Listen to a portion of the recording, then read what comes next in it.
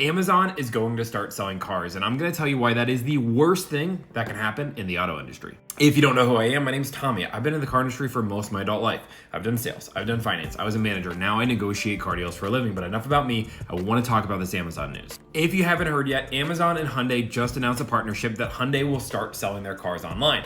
A lot of people are celebrating, and a lot of people in my comment sections have been asking me about it, saying, hey, car dealerships are about to go extinct, they're going to go out of business. Well, that's not the case at all. I want to break down this news so first off, you understand what's actually going on, and I want to tell you why this is such a bad thing for you as a consumer and why you will get worse deals because of it. First off, I want to explain exactly what's going on here. Amazon is not selling cars. Amazon is making a portal for you to buy a car. There is a huge difference. Let me explain. So currently Amazon has what they call their vehicle showroom. You can go on there, you can look at features of a car, look at reviews, look at a whole bunch of cool things, parts, things along those lines you can buy on the car. It's great and awesome. There's no buy now button. Now in 2024, when you're looking at Hyundais, you look at a Palisade, for example, there will be a buy now option.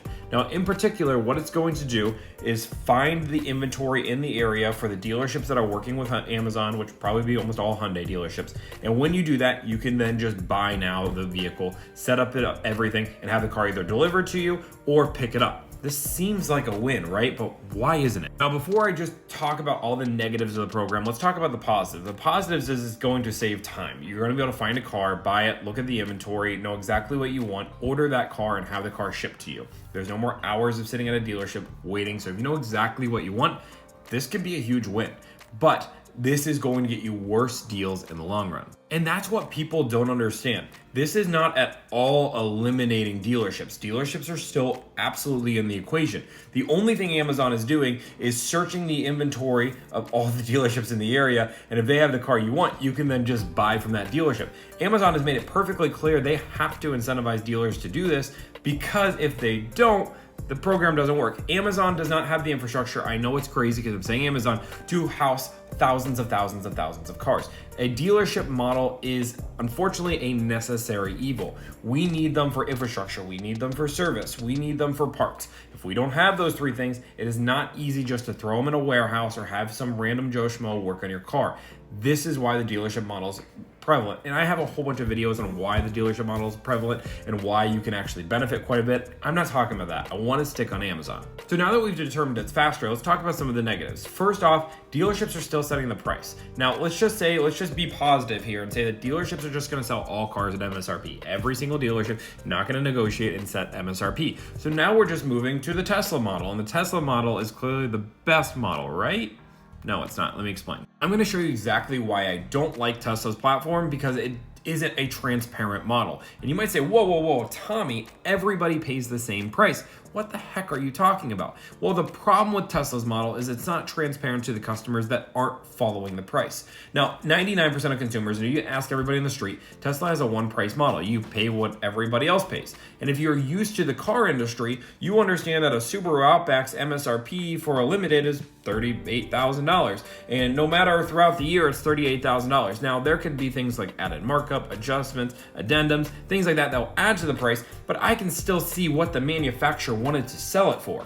Tesla, it's completely different. I want to show this model during the middle of the pandemic so you can kind of see how they handled things. Now, at the very beginning of 2021, I know it's hard to see, but you could buy a Model S for $77,000. A year later, you could buy it for $99,000. Tesla didn't say, hey, just so you guys know, we're adding a $30,000 market adjustment just because, the market's crazy. No, they just had their Model S's at $99,000 versus $77,000. The price increased by $30,000. And if you just got into the Tesla market and you're over here and you look at the Model S, you're like, oh, this seems like a great deal. And then you buy, and then 2 years later, the market starts to crash again, just like it is. And now they're going back to $77,000. You overpaid by $30,000.